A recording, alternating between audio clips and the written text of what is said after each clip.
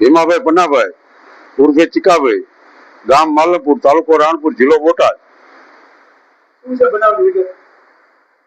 મેં જમીન એક ભીખાભાઈ તળસીભાઈ ની મોટી વાવડી બાના પેટે પૈસા આપેલા, એના અનુસંધાનમાં અમને જમીન બતાવવા ગયેલા ત્યારે કુલદીપભાઈએ ના પાડેલી કે આ જમીનમાં તમે પડશો નહીં. તો અમે ભીખાભાઈને બોલાવી અમદાવાદથી કે ભાઈ તમારે જમીન જેને આપી દો, અમારે આ જમીન લેવાની થતી નથી.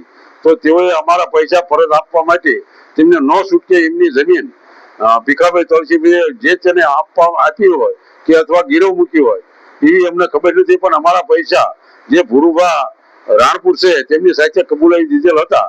તો અમને ભુરુભાઈએ ફોન રાણપુર કરેલો કે તમારા પૈસા લેવા આવો. તો તારીખ 24 ના રોજ હું 24/3 ના રોજ રાણપુર ગયેલો. તો મને કહેવાય તમે 2:30 વાગે આવજો. એટલે હું ત્યારબાદ ઘેરે જતા તેઓએ પણ કુલદીપભાઈએ મારું હેરું રાખેલું. તો બરવાળા રોડ ઉપર મને ગાડીની વાંચી ટક્કર મારી અને બુલેટ મારું ખાળિયામાં ઉતારી નાખ્યું. અને બહાર નીકળતા મને લાકડીથી માર મારવામાં આવ્યો. મારો પગ 4 લાકડીના ઘા મારી મારો પગ ભાંગી નાખવામાં આવેલ અને 2 કાળી લાકડી લખાયેલ.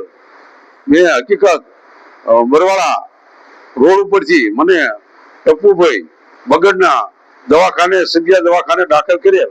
તો આજની તારીખમાં હજી પણ હું બરવાળા આપણે સભ્યા દવાખાનામાં દાખલ છું. તો પોલીસ મારું નિવેદન લેવા અને કેસ લખવા માટે પ્રજાપતિ સાહેબ આવેલા, પીએ સાહેબ.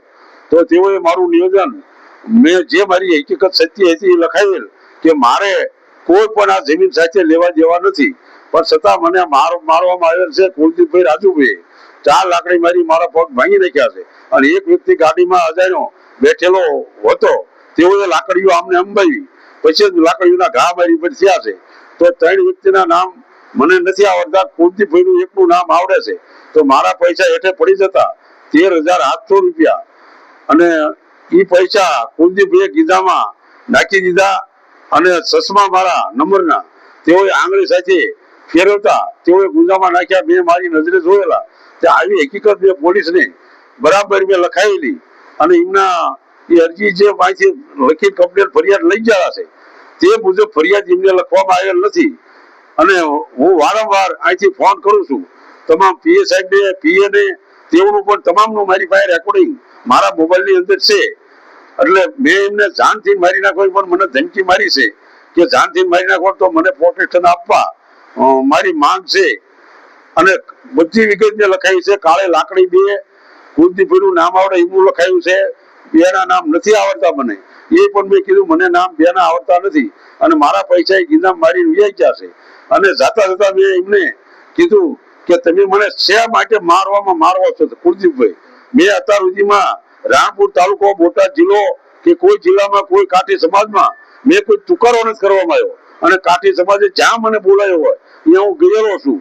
અને હું અડધી રાતે કોતો આવેલો છું. તો મને શા માટે તમારે મારવામાં આવે છે?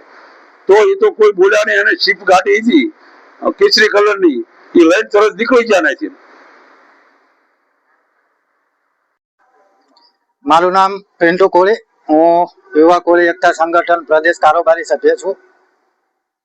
આજે બોટાદ મુકામે ચીકાભાઈ ઝાપડિયાની મુલાકાત લીધી. થોડાક ટાઈમ પહેલા ચીકાભાઈ ઝાપડિયા ઉપર અસામાજિક તત્વો દ્વારા ઢોરમાર મારી અને જે ખીચામાં 13,700 રૂપિયા હતા એ પણ પડાવી લીધા. અને ચીકાભાઈ ઝાપડિયા દ્વારા એફઆઈઆરની અંદર નામજોગ કેસ દાખલ કરવામાં આવ્યો હતો, પરંતુ પીઆઈ દ્વારા નામજોગના બદલે નામ વગરની ફરિયાદી લખી. તો અમે પીઆઈ સાહેબને પણ કહેવા માંગીએ છીએ કે જો આપની એક જવાબદારી છે કે કોઈ પણ ફરિયાદી જે રીતે ફરિયાદ લખાવે એ રીતે ફરિયાદ લખવાની એ તમારો સંવિધાનિક હક અને અધિકાર છે, પરંતુ તમે એ રીતે નથી લખી. તો એનું કારણ શું?